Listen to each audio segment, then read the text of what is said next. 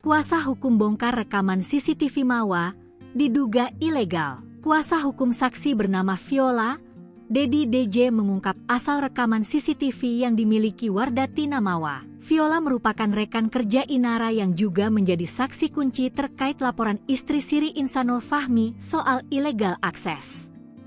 Inara sebelumnya telah melaporkan istri sah Insanul Fahmi, Wardatina Mawa ke Polda Metro Jaya atas dugaan ilegal akses CCTV di rumahnya. Rekaman CCTV tersebut diduga berisi aktivitas intim antara Insan dan Inara.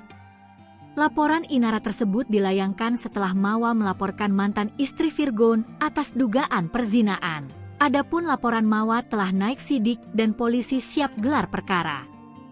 Menurut kuasa hukum saksi, Dedi DJ, polisi perlu mengkaji ulang bukti CCTV yang dimiliki Mawa.